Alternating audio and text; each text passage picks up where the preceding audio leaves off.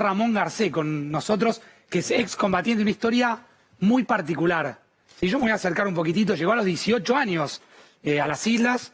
Hola Ramón, gracias por venir. Al contrario, gracias por invitarme. Bueno, contanos tu historia. Eras conscripto en el 82 y el 2 de abril, llegaste a Malvinas. ¿Cómo es tu historia? Bueno, ahí me incorporaron así en enero del 82 y con una poca instrucción, muy poca. Es más, 2 clases en un pizarrón para poder manejar un cañón antiaéreo. Y bueno, a Malvinas llegué el martes 13 de abril. Así que fui con un grupo de artillería antiaérea, que éramos 6 cañones, que cada cañón estaba compuesto con un suboficial y 2 soldados, y así fuimos. Fuimos a defender la patria, como dicen, ¿no? Claro. Primero la patria. ¿Tenías claro, Ramón, a dónde ibas? Primero la patria. Por supuesto. Primero la patria. Claro. ¿Tenías claro a dónde ibas o te fuiste concientizándote o enterándote de lo que estaba a punto de pasar con el paso de las horas? Sí, realmente no estábamos enterados de nada, sabíamos muy poco, que habíamos recuperado nuestras Islas Malvinas y que, bueno, decían que se iba a negociar porque otra alternativa no tenían los británicos. Así que estamos tranquilos y trabajando, armando todo por si llegaban a venir, pero era algo que para nosotros también era imposible. Ramón, ¿y de dónde sos vos? Bueno, yo nací en La Matanza, en la capital. ¿Y al momento de ir a las islas vivías con tu familia en La Matanza? Nací en La Matanza, después estuve viviendo a 100 metros de la primera brigaderia del Palomar. Sí. Y bueno, ahí ingresamos con los micros ahí y me subieron a un avión, al presidencial en ese momento, y nos llevaron a 2000. O sea, vos viajaste a Malvinas en el avión presidencial. No, de ahí nos llevaron yo estaba haciendo servicio militar obligatorio. Y ¿Dónde te había tocado? A Comodoro Rivadavia, la 9ª Brigada. O sea, que vos vivías en La Matanza con tu familia. ¿Cómo estaba integrada tu familia en ese momento? La Matanza vivía a 100 metros después de la primera brigaderia de Palomar y me llevaron a 2000 kilómetros de mi casa. Un poco difícil eso. Difícil. Sí. ¿Y en ese momento tu familia cómo estaba armada? Y no, yo estaba viviendo con mi mamá y con mis hermanos. O sea, que vos un día le dijiste a tu vieja... Ni eso, porque llegué a Comodoro Rivadavia y tanto mi hermana como mi hermano se casaban ahí muy pronto y yo me incorporaba el 11 de enero del 82 y mi hermana se casaba el 15 de enero y mi hermano el 6 de marzo. No pude asistir. Te los perdiste a los 2 casamientos. Los 2 casamientos me perdí, sí. Ramón tiene una historia muy particular, que es que estando en Malvinas, lo dieron por muerto. Sí, es verdad. Contame esa historia porque me imagino lo que debe haber sentido alguien que se haya enterado. Contame bien cómo fue esa historia, en qué circunstancias. Vos llegás a Malvinas y ¿a dónde sos destinado dentro de Malvinas? Sí, nosotros llegamos a Puerto Rivero, que después se llamó Puerto Argentino. Sí. Y estuvimos 6 días trabajando ahí en el aeropuerto, con unas plataformas de aluminio para agrandar las cabeceras para los aviones, y de ahí nos trasladaron junto con nuestros cañones a la zona de Darwin y Goose Green, o Pradera del Ganso, que fue donde se libró una de las batallas más duras, más sangrientas, ¿no? Y muy cerca donde está actualmente el cementerio argentino en nuestras islas. De Darwin. Y bueno, ahí distribuyeron los 6 cañones para cubrir la pista aérea, que era de césped, y el 1 de mayo fue el primer ataque británico, primero sobre Puerto Rico. Pero espera, los cañones los tenían repartidos para proteger la pista. O sea, que vos lo que tenías que hacer como soldado argentino era cuidar que no ataquen la pista del aeropuerto. Claro. Que yo estuve en Malvinas, ¿es el aeropuerto donde yo bajé también? No, es otro. Es otro, es al sur, era de césped. Antiguamente era un hipódromo. O sea que ahí había un aeropuerto de césped. Claro, inventaron una pista de césped para que puedan poder despegar de ahí los aviones Pucará. O sea que el ejército argentino utiliza un viejo hipódromo para que bajen los aviones argentinos allí. Claro. Y lo que había era que protegerla. ¿Cómo se protegía? Con una línea de 6 cañones. Sí, bueno, rodeando la pista, que eso fue después, porque al comienzo decían que podían llegar a desembarcar, entonces mi cañón lo pusieron en principio apuntando hacia un lugar del agua, a ver si venía alguna fragata, y estaba muy cerca de los aviones Pucará, que estaban en la cabecera de la ¿Y pista. con cuántos soldados vos estabas primero? Era la primera vez en tu vida que veías un cañón. Y más o menos, sí, esos ¿Y días. con cuántos compañeros tenías vos ahí? Bueno, los cañones eran 2 soldados y un suboficial. ¿Vos sabías tirar un cañón? ¿Disparar un sabía. cañón? No tenías ni idea. No, ni idea. No. ¿Y lo aprendiste ahí en el momento? Sí, ahí aprendí Malvinas, sí.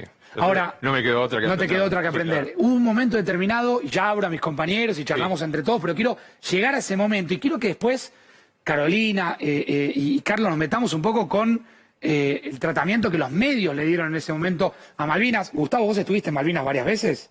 No, ¿No viajaste nunca? no. No viajaste. Bueno, ahora quiero que charlemos también tu mirada respecto a eso que planteaba yo respecto al tratamiento de los medios. Ahora, en un momento determinado, la posición donde vos estás es atacada.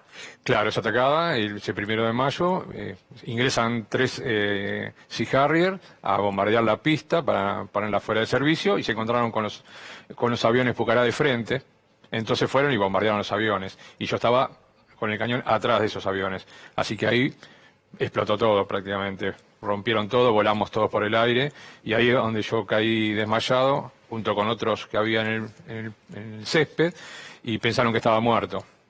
Así que me hicieron una lista de muertos, de caídos en combate, y me incorporaron a esa lista. Y yo no estaba enterado de eso, porque yo después Después reaccionás a reaccioné, empecé a ayudar a los y compañeros que quedaste estaban heridos, eternamente en esa lista de caídos. y quedé un tiempo bastante largo. Tu familia se llegó a enterar. No, mi familia no se llegó a enterar porque, como yo hice el servicio militar en Comodoro Rivadavia, mis compañeros, eran compañeros del servicio militar, la Colimba, Claro. recibieron la notificación y dijeron, no le podemos avisar a la mamá, porque mi mamá le escribía cartas a varios de esos compañeros, dice, no le podemos avisar de No no le podían. podemos avisar que murió. Y mi mamá ni sabía que yo estaba en Malvinas, encima de eso. Ah, Así que fue un momento muy traumático, Impresionante. fue muy traumático y bueno, inclusive duró hasta 10 años después cuando cobramos la pensión. Seguías en la lista de caídos. Y fui a hacer el trámite de la pensión mísera que nos daban y iba con el documento y la señora que me atendía me decía, usted no lo puede hacer el trámite porque está Usted está figura como muerto. No, pero Está si fallecido. vos le decías, estoy acá, soy yo. Le mostraba el documento, pero soy yo, señora.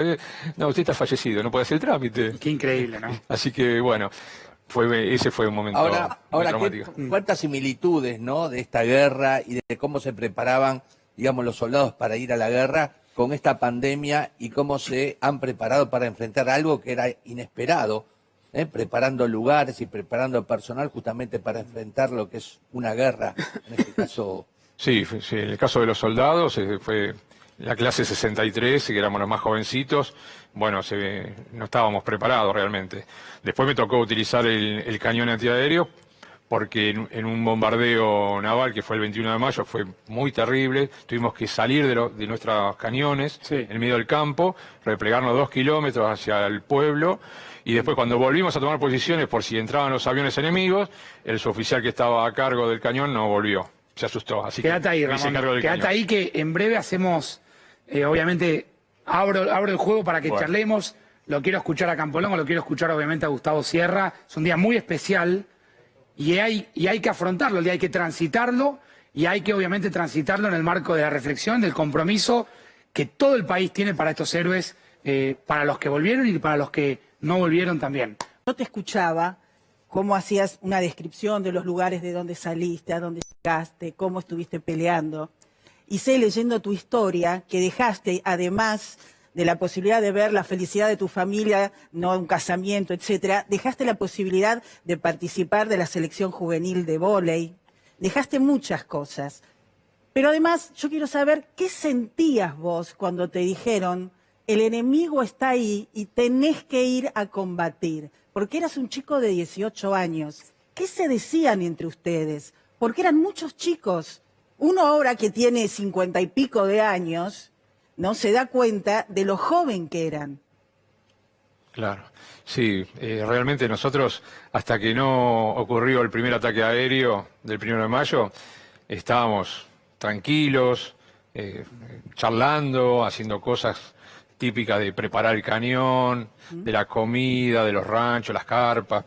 Después del 1 de mayo cambió toda la historia y cada vez fue peor, y ya esos chistes, yo por suerte soy una persona que no solamente del deporte, sino de mucho humor, que fue esas dos cosas me salvaron ahí, estar Claro. bien físicamente y tener sentido del humor, pero era muy difícil levantar la moral de los compañeros viendo que nos estábamos mareando y viendo cómo moría gente, lamentablemente. Seguro, Era muy... seguro. Ramón, te queremos agradecer, queríamos tenerte, queríamos acompañarte en este día tan Muchas particular, hacer extensivo en tu historia el homenaje, por supuesto, a todos los caídos en el Día del Veterano. Sí, bueno, muchas gracias. Yo también quería mandarle un saludo muy especial a mis compañeros de la batería de artillería antiaérea de 20 milímetros, que junto con ellos hemos derribado 4 aviones británicos.